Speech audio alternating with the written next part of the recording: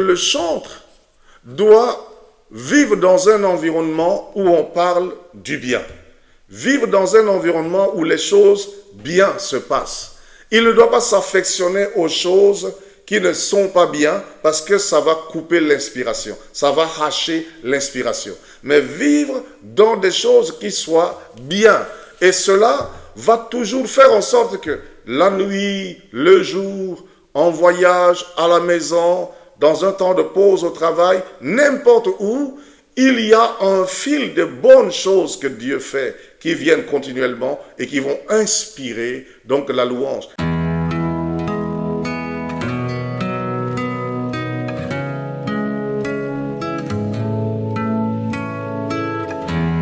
Que servirait-il à un homme de gagner le monde entier?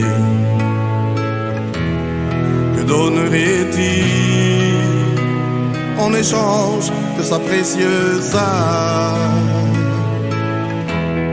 Que servirait-il à un homme de gagner le monde entier? Bonjour à tous et à toutes dans le Seigneur. C'est un grand privilège de nous retrouver encore aujourd'hui en partageant quelques éléments de la parole de Dieu. Et je m'en vais parler particulièrement aux chantres de l'Éternel, à ceux qui chantent pour la gloire du Seigneur et que j'ai à cœur, que je porte à cœur et pour lequel je parle souvent afin d'aider à améliorer leur service pour la gloire du Seigneur. Mais en même temps, en s'adressant aux chantres, je m'adresse au peuple de Dieu, aussi dans le monde entier, au corps du Christ, de la manière dont nous pouvons servir le Seigneur de manière tout à fait merveilleuse, agréable et plaisante pour notre bonheur et pour la gloire de Dieu, car dans le service de Dieu, on ressent de la joie, on sert Dieu dans la joie parce que le servir est un réel plaisir, est un grand privilège, est une bénédiction. Et aujourd'hui, je vais parler aux chantres de comment avoir, ou bien de la nécessité d'avoir un esprit contemplatif, continuel dans le chant de Dieu, dans ce qu'on fait pour la gloire du Seigneur. Car être chantre requiert d'être quelqu'un qui soit contemplatif, quelqu'un qui vit continuellement dans un esprit qui apprécie, qui admire, qui contemple, et c'est ce qui va développer l'inspiration du chantre dans le travail qu'il fait à la gloire de Dieu. Et je vais lire un passage de Psaume, chapitre 27, qui dit, du verset 4 à 6, qui dit, le psalmiste David disait ceci, il dit, « Je demande à l'Éternel une chose que je désire ardemment. Je voudrais habiter toute ma vie dans la maison de l'Éternel, pour contempler la magnificence de l'Éternel et pour admirer son temple.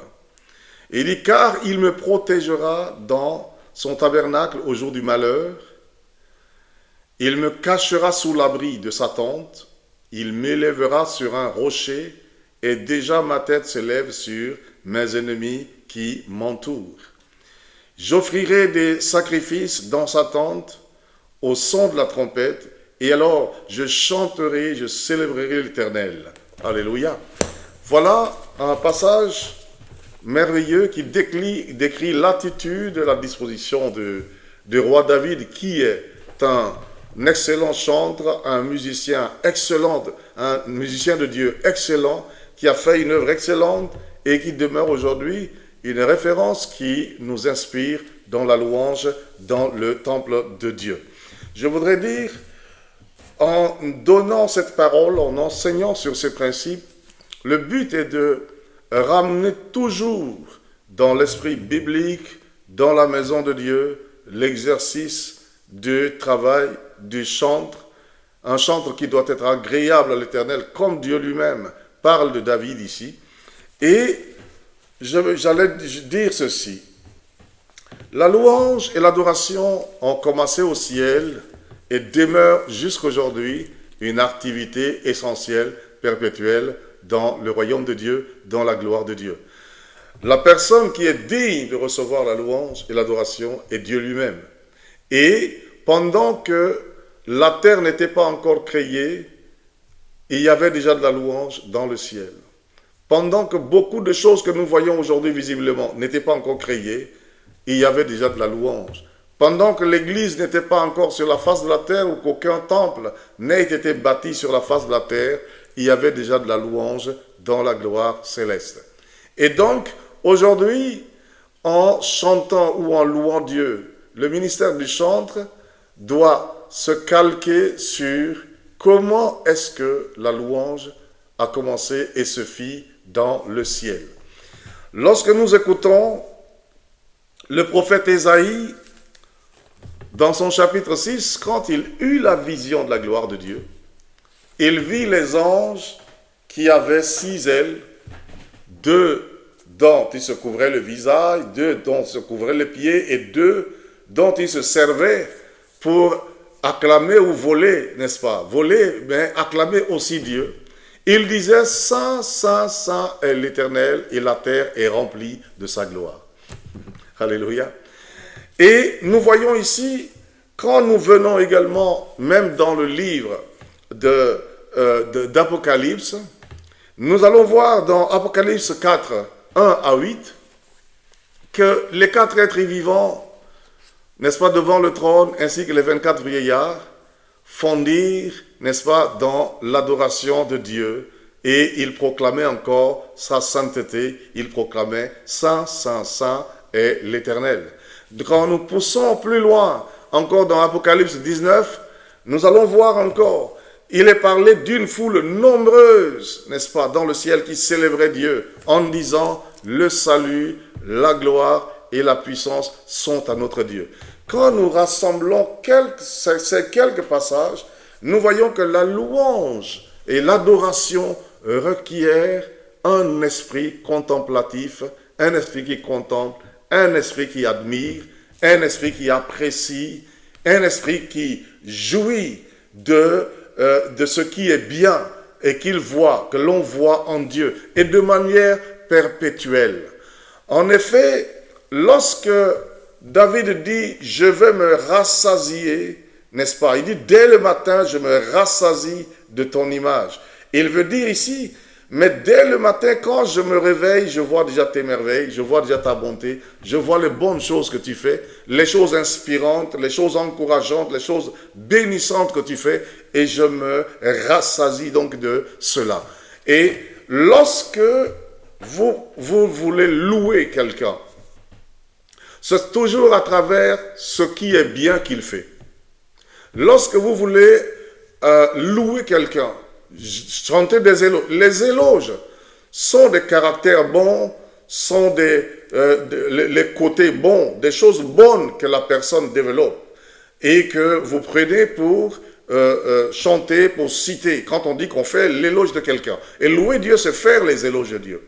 Et donc, on ne peut pas louer quelqu'un sur les mauvaises choses qu'il fait, mais on les loue sur des bonnes choses. Et ici, nous voyons que la parole de Dieu nous dit que notre Dieu est saint, notre Dieu est juste, notre Dieu est bon. Il n'y a point d'iniquité en lui. Ça veut dire quoi? Ça veut dire que nous ne voyons en lui que du bien. Nous ne voyons en lui que du bon. Nous voyons en lui que du saint, que du propre, que du vrai. Et à cause de cela, nous devons avoir en nous, en tant que chantres de Dieu, en tant que ceux qui veulent chanter pour la gloire de Dieu ou l'adorer, vivre dans une culture de la contemplation, de l'admiration perpétuelle, c'est-à-dire aimer les bonnes choses, s'attacher aux bonnes choses, mais pas aux mauvaises choses.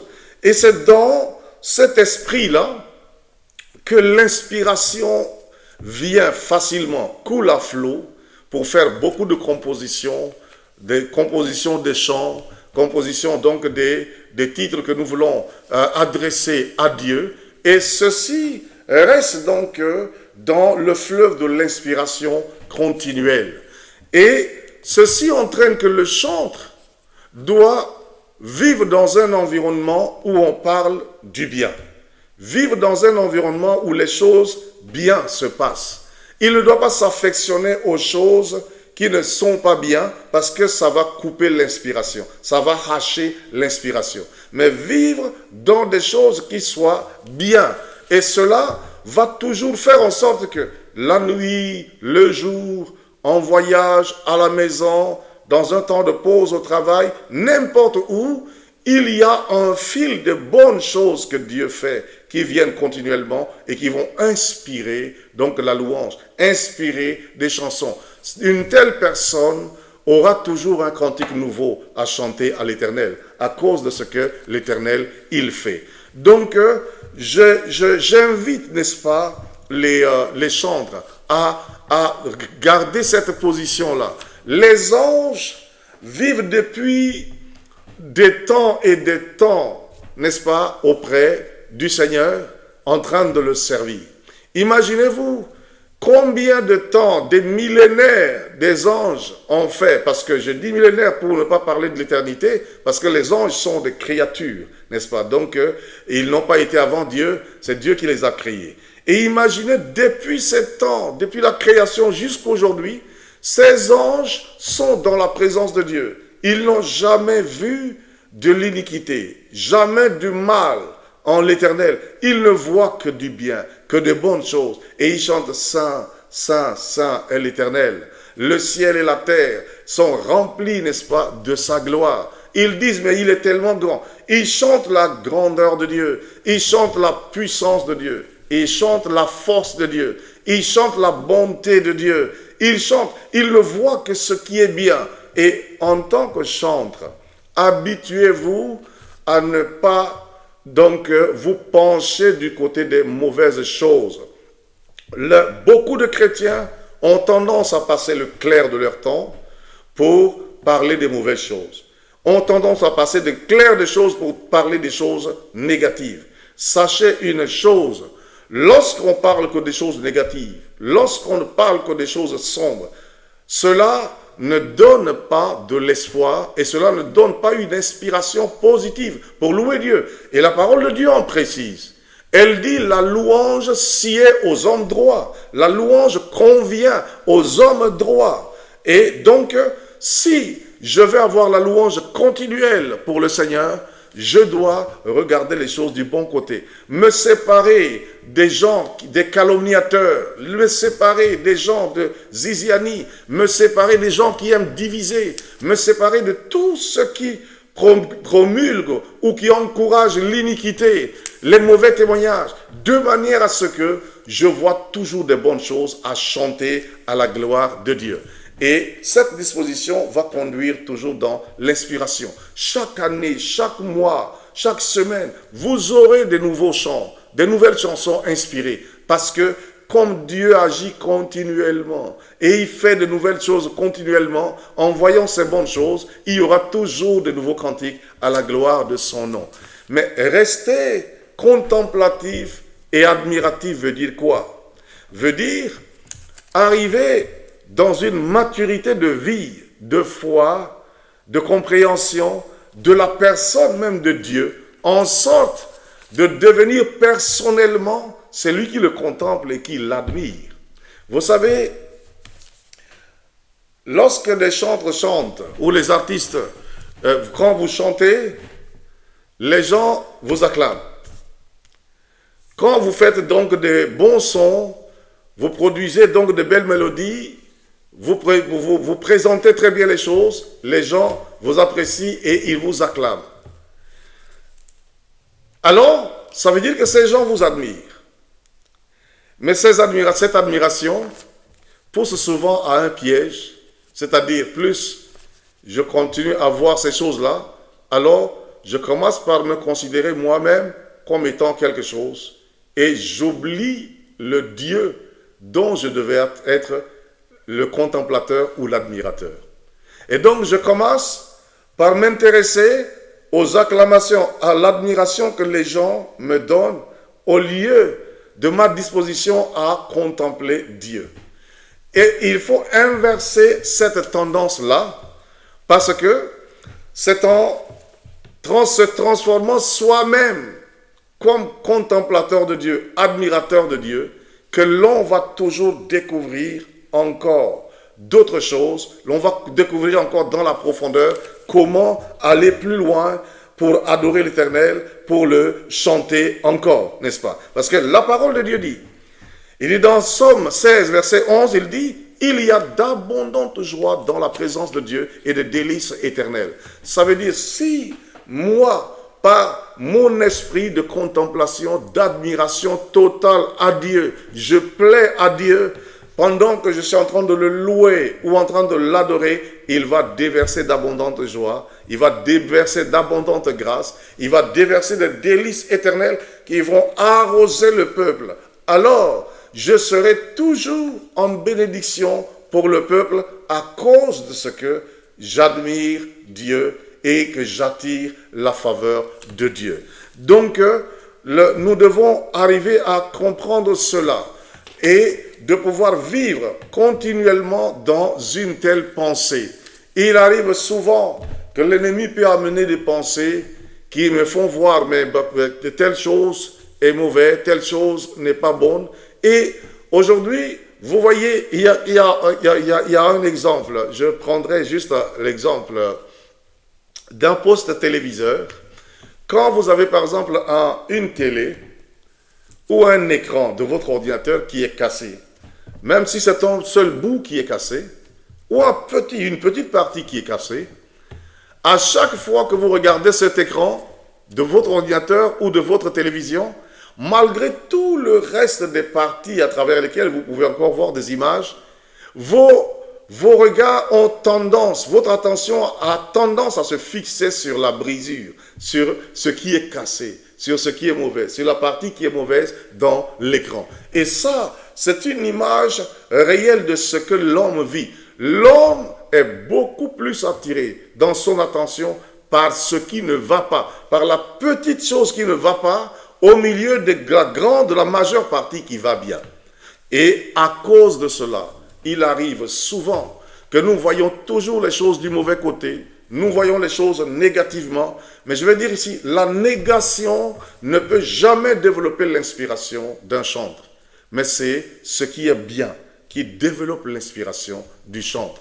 Alors, vivez, aimez vivre bien, regardez en Dieu. Ne pas voir par exemple les petites épreuves qui peuvent arriver par-ci par-là comme un moyen d'oublier la bonté de l'Éternel. Et donc, vivez, aimez les choses de Dieu, contemplez les choses de Dieu. Le passage que j'ai lu ici dans Psaume 27 dit, je demande d'habiter tout le temps dans la maison de Dieu. Et pourquoi il demande d'habiter tout le temps dans la maison de Dieu? Parce que dans la maison de Dieu, il ne se fait que des bonnes choses. Et il dit, je veux contempler la magnificence de Dieu. J'aimerais vous dire, personne n'a vu Dieu et n'est déçu. Personne ne voit Dieu et n'est découragé. Personne n'entre en communion avec Dieu et puis est frustré. L'exemple est que vous pouvez voir, durant tout le ministère terrestre de Jésus-Christ, personne, je le redis, personne n'a jamais rencontré Jésus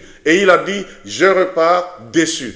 Tous ceux qui l'ont reçu sont repartis avec des témoignages. Le chantre qui entre dans la présence de Dieu va toujours vivre la satisfaction. Alléluia. Même s'il est déçu, il est attaqué par de mauvaises pensées, très vite, la communion avec Dieu va effacer cela. Alléluia. Et c'est une réalité. Lorsque même un homme passe par des temps difficiles ou a vécu des événements horribles, dès qu'il rentre de nouveau dans la communion avec Dieu, toutes ces choses-là sont dépouillées, déshabillées, parce que la présence de Dieu est une présence réparatrice, une présence qui bâtit, une présence qui construit. Alléluia. Alors, tu veux être un bon chantre, qui a toujours de nouvelles chansons à chanter pour Dieu, qui est un chantre qui soit en bénédiction, aime être dans la présence de Dieu pour le contempler. Alléluia. Un mètre dans la présence de Dieu. Et tu auras toujours quelque chose de nouveau à proposer. Quelque chose de nouveau à chanter. Quelque chose de nouveau à voir. Le désir de Dieu est que nous racontions ces merveilles au monde entier, aux nations entières, jusqu'aux confins du monde. Et tant que nous connaissons comment voir en Dieu la bonté et les bonnes choses et les raconter, Dieu continuera de nous les révéler encore, de nous les montrer encore. Alors, Chantre demeure dans un esprit contemplatif, un esprit admiratif. Parce que les langages de dénigrement, les langages négatifs, aimer rester quelque part pour parler longuement des mauvaises choses est une perte de temps. On a tellement de bonnes choses à raconter. On a tellement de bonnes choses de la part de Dieu à raconter. Mais une chose, rester admiratif, contemplatif. Celui qui admire est celui qui s'oublie un instant pour pouvoir vivre, n'est-ce pas, vivre la joie et le bonheur de ce qui lui est extérieur. Et c'est très important. Ce qui est en nous, nous l'avons déjà. Mais ce qui vient de l'extérieur et qui est bon vient enrichir notre vie. Alléluia. Et c'est pour cela que dans cet esprit-là, nous recevons toujours, nous continuerons toujours de recevoir. Alors, tant que je contemple la bonté de Dieu, les merveilles de Dieu, la puissance de Dieu, quand j'admire la justice de Dieu, elle sera toujours là pour moi. Alors, je désire, et ma prière est que votre ministère soit agrémenté, soit rendu plus agréable par un esprit, par une vie de foi, une vie dans ce qui est positif, une vie en voyant toujours ce qui est bon, n'est-ce pas, que Dieu fait. Et cela fera de vous un chantre excellent qui toujours va contempler l'Éternel et sur qui l'Éternel déversera toujours une huile sainte, une huile nouvelle, afin qu'il puisse être toujours celui qui le chantera. Que le Seigneur vous bénisse. Au nom de Jésus-Christ. Amen.